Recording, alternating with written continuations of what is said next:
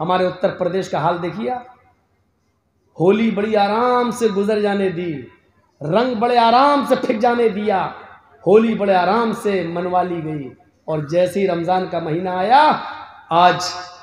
आज ये ऑर्डर नाफिज कर दिया गया कि किसी भी धार्मिक स्थल पर 5 आदमी से ज़्यादा नमाज पढ़ने की अनुमति, इजाज़त नहीं होगी। और अल्लाह की कसम, मैं इल्मे गैब से वाकिफ नहीं, लेकिन मैंने उत्तर प्रदेश की एक तकरीर में कह दिया था कि होली तक लॉकडाउन में थोड़ी ढील मिल रही है, ये होली जैसे ही जाएगी सब पे शिकंजा कसा जाएगा और तीर बिल्कुल निशाने पर लगा। आज ये ऑर्डर नाफिज हो गया है उत्तर प्रदेश के अंदर। मेरा कल का प्रोग्राम होने वाला था दलकोला में, लेकिन कल ही फोन कर दिया गया कि साहब परमिशन नहीं मिल रही है, कल का प्रोग्राम दलकोला का कैंसिल हो गया है।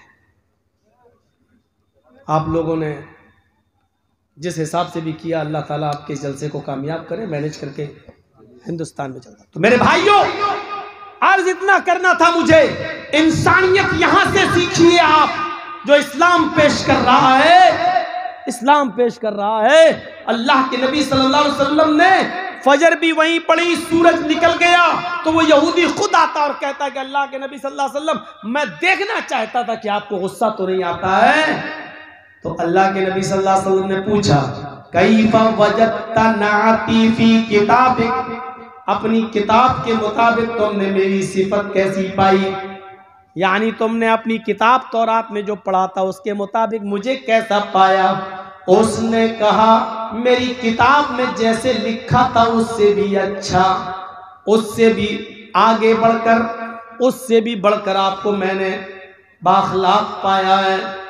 फिर अल्लाह के नबी सल्लल्लाहु अलैहि वसल्लम ने उससे पूछा, फिर तुझे कौन सी चीज रोक रही है इस्लाम कबूल करने से, यानी अपनी किताब के मुताबिक जब तूने मुझे वैसा पा लिया जैसी तेरी किताब में लिखा है, तो फिर तू इस्लाम कबूल क्यों नहीं करता, फिर कौन सी चीज माने, फिर कौन सी चीज तुझे रोक रही है इस्लाम कबूल करने से।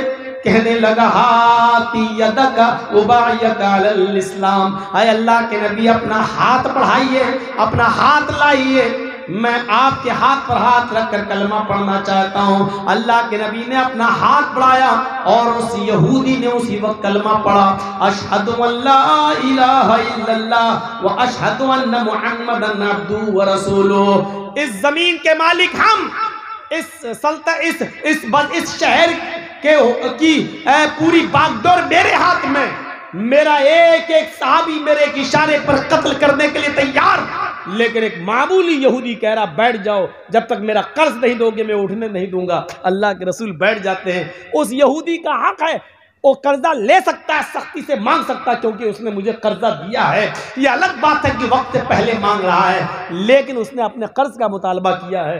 अल्लाह के रसूल ने इंसानियत दिखाई, सब कुछ ताकत पावर सब कुछ होने के बावजूद भी आपने किसी साहबी से ये नहीं कहा, नहीं हजरत उमर बिगड़ने भी लगे, तेरी इतनी हिम्मत हमारे नबी को। अल्लाह के रसूल ने कहा, नहीं अय उमर नहीं, वो मुझे कह रहा जो कह रहा तुमको नहीं, आप अपना काम करिए। आपने हजरत उमर फारूक को रोक दिया और खुद आप उसके साथ वैसा ही करते गए जैसा वो चाहता गया। इससे बड़ी इंसानियत, इससे बड़ा इंसानियत का दर्स, इससे बड़ा इंसानियत का पाठ, इससे बड़ा इंसानियत का सबक हमें दुनिया की कौन सी किताब में मिलेगा और कौन से पाठ और लेसन और सबक कहां मिलेगा। मेरे भाइयों आओ एक और मंजर दिखलाते हैं आपको। अल्लाह के रसूल सल्लल्लाहु अलैहि वसल्लम को कत्ल करने के इरादे से भेष बदलकर, शक्ल बदलकर, भेष बदलकर यमामा का गवर्नर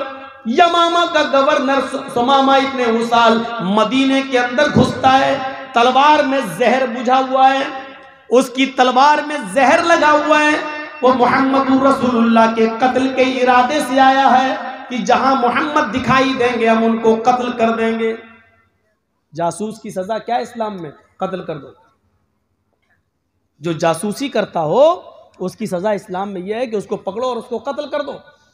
तो हजरत मुहम्मदुर रसूलुल्लाह के कत्ल के इरादे से आया कौन? यमामा का गवर्नर। कौन है?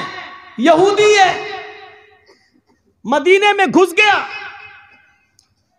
लेकिन मुहम्मदुर रसूलुल्लाह सल्लल्लाहु अलैहि वसल्लम की खुफिया और जासूसी पुलिस ने, खुफिया फोर्स ने पता लगा लिया और इस भेष बदल कराने वाले सुमामा इब्न उसाल को अरेस्ट कर लिया, गिरफ्तार कर लिया।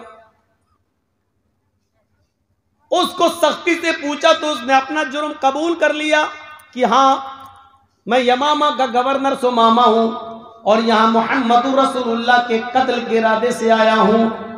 आज आप देख लीजिए किस तरीके से अपनी जाती दुश्मनियां निभाई जा रही हैं जेलों के कैदियों के साथ। किस किस तरीके से बिल्डिंगें और बड़े बड़े महल गिराए जा रहे हैं, जाती इंतकाम। लेकिन मुहम्मदुर रसूलुल्लाह सल्लल्लाहु अलैहि वसल्लम ने भी एक यहूदी को कैद करवाया, पकड़ा गया। अल्लाह के रसूल को खबर दी जाती है कि सुमामा पकड़ा गया है, आपको कत्ल करने के इरादे से आया है। क्या मैं इसको कत्ल कर दूं? क्योंकि जो आपके कत्ल के इरादे से आया हो इतना खतरनाक मुजरिम हो, उसकी सजा तो यही है कि उसको कत्ल कर दिया जाए। अल्लाह के नबी सल्लल्लाहु अलैहि वसल्लम ने फरमाया नहीं नहीं, उसको कत्ल न किया जाए। मैं आने वाला हूं मस्जिद के अंदर अभी, तब तक उसको मस्जिद नबवी के एक सुतून से, खंबे से उसको बांध दिया जाए। लकड़ी के सुतून थे, लकड़ी के, जैसे ये आपके यहाँ बल्लियां लगी हुई है ना, ऐसे ही मस्जिद नबवी के अंदर बल्लियां लगी हुई थी, लकड़ियों के सुतून, और उसके ऊपर खजूर के पत्तों की छत थी। लेंटर नहीं था, खजूर के पत्तों की छत। तो जो सबसे मोटा सुतून था, उस सुतून से लेकर ऐसे कमर से लेकर और दोनों हाथ लेकर ऐसे उसको पीछे से बांध दिया गया है सुमामा इब्न उसाल। थोड़ी देर के बाद जब अल्लाह के नबी, वही जेल थी, आजकल की तरह जेलें नहीं थी, मस्जिद नबवी में किसको? एक यहूदी कैदी को, वो भी यमामा का गवर्नर, उसको पकड़कर बांध दिया गया। यही जेल खाना था। कैद कर दिया गया और बांध दिया गया।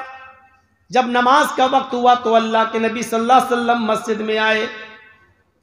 आपने सुमामा को देखा, सुमामा ने ऐसे मोहम्मद को देखा तो अपना सर झुका लिया। अल्लाह के नबी पूछते हैं, मा शानुका या सुमामा, सुमामा क्या हाल है? बुखारी शरीफ की हदीस के अल्फाज, सुमामा क्या हाल है? सुमामा कहता है कि गिरफ्तार करा के हाल पूछते हो, अरेस्ट करवा के हाल पूछते हो। एक कैदी का क्या हाल हो सकता है जो कैद में रहेगा? अल्लाह के नबी ने पूछा, सुमामा क्या तुम मुझे कत्ल करने की नीयत से आए थे? उसने कहा हां। जानते हो इसकी सजा क्या है? बहुत अच्छी तरीके से जानता हूं। इसकी सजा यही है कि जो आपको कत्ल करने के इरादे से आया है और पकड़ा गया है तो उसको भी कत्ल कर दिया जाए। आपने कहा, सुमामा अब तुम बताओ कि मैं तुम्हारे साथ क्या सुलूक करूं? जुर्म तो तुम्हारा बड़ा है, एक तो भेष बदला, शक्ल बदली, तलवार में जहर लगाया, मेरे कत्ल के इरादे से मदीने में मेरी परमिशन के बगैर एंट्री की, और हिम्मत देखो मुझे कत्ल करने के लिए आए। सजा तो यही है कि तुम पकड़े गए, तुम्हें कत्ल कर दिया जाए। लेकिन फिर भी मैं तुमसे पूछता हूं कि बताओ तुम्हारे साथ क्या सुलूक किया जाए। आए सुमामा बताओ।